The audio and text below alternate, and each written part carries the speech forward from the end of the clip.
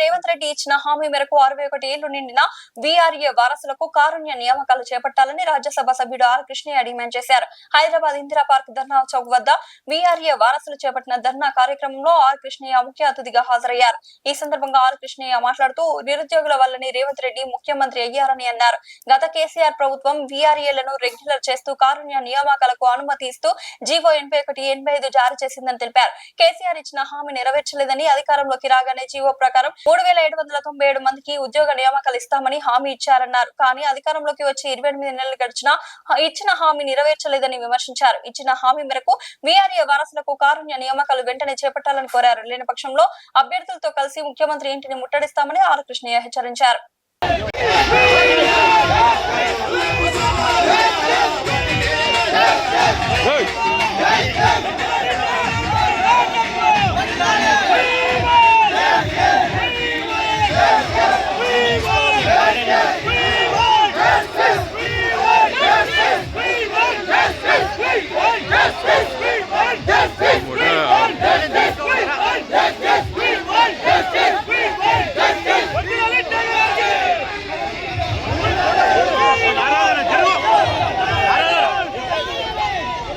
కృష్ణ గారి ఆధ్వర్యంలో అనేక మార్లు పోరాటాలు ఉద్యమాలు చేసి పొంగులేటి శ్రీనివాసరెడ్డి గారిని కూడా అనేక మార్లు చెప్పడం జరిగింది. కృష్ణ గారు ప్రస్తుతం ఏ విధంగా అయితే ఇచ్చేదాకా ప్రయత్నం చేస్తారు. లేకపోతే ప్రభుత్వం మెడలు వంచి ఈ రోజు ఉద్యోగం వచ్చేదాకా కృష్ణను వదిలిపోయారు. ఈ రోజు ఎన్ఆర్ఐలకి వారసులందరికీ కూడా ఉద్యోగం అన్నగారి చేతులకి 100% ఇప్పిస్తారు. ఇప్పించేంత వరకు కూడా ఇది ఎవరి జాగీరి కాదు, మనది మనకి ఇవ్వకుండా ఉంటే వాళ్ళ ముఖ్యమంత్రి పీఠాలు కూడా కదిలించే పరిస్థితిని తెలియజేసుకుంటూ ఈ అవకాశం ఇచ్చిన మీ అందరూ కూడా ప్రత్యేకమైన ధన్యవాదాలు.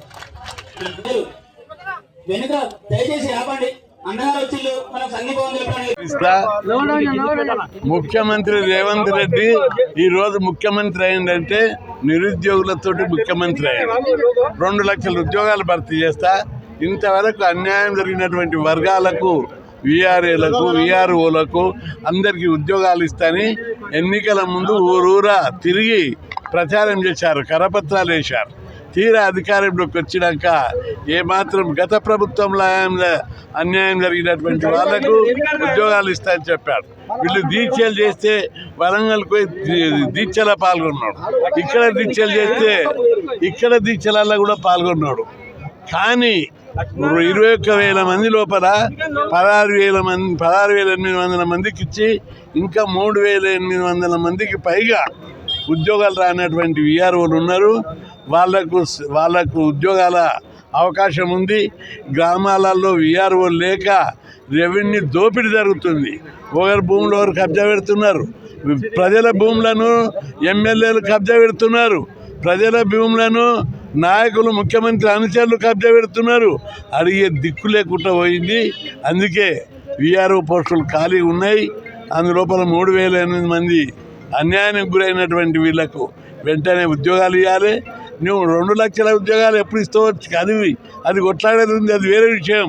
ఇప్పుడు 3,800 మందికి మాత్రం ఎంబడే ఉద్యోగాలు ఇచ్చి వీటిని ఆదుకోవాలని చెప్పి ప్రభుత్వాన్ని డిమాండ్ చేస్తున్నాం.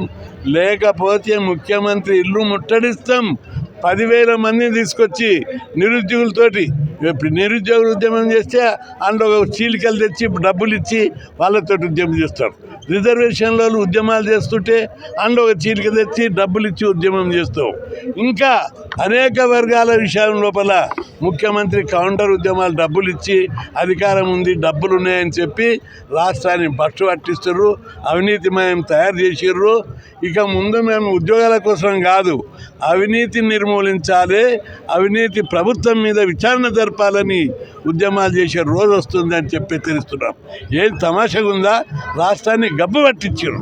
ఏ లీడర్ పట్టించుకోడు, ఏ పార్టీ పట్టించుకోదు.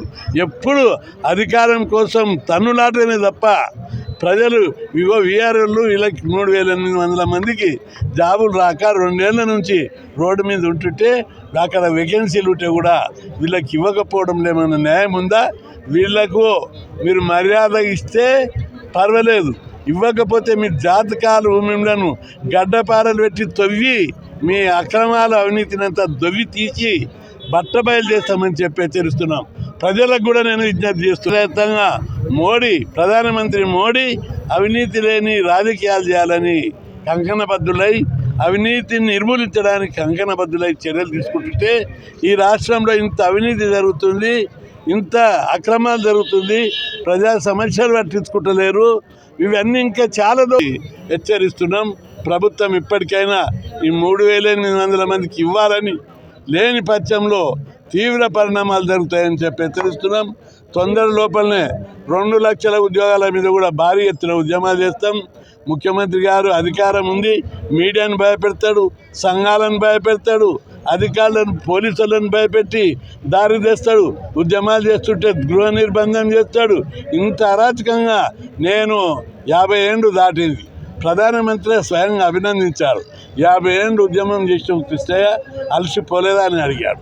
నేను అలసిపోలేదు, అలసిపోనే పోను. కాబట్టి ఇక్కడ వ్యవస్థను వీళ్ళకి నిరుద్యోగులందరికీ ఉద్యోగాలు ఇచ్చే వరకు కూడా వదిలిపెట్టేది లేదు. వీఆర్ఓలకు ఉద్యోగాలు ఇస్తేనే మర్యాద ఉంటుంది, లేకపోతే మాత్రం తీవ్ర పరిణామాలు జరుగుతాయని ముఖ్యమంత్రిని హెచ్చరిస్తున్నా. ఈరోజు జాతీయ బీసీ సంక్షేమ సంఘం అధ్యక్షులు రాజ్యసభ సభ్యులు ఆర్ కృష్ణ గారి నేతృత్వంలో వీఆర్ఏల సంఘం రాష్ట్ర అధ్యక్షుడు అంజనేయులు అధ్యక్షతన వీఆర్ఏలను దాదాపుగా 20,000 పైచిలుకుగా ఉంటే 16,000 మంది పైచిలుకుగా మరి గత ప్రభుత్వంలో ఫిలప్ చేయడం జరిగింది.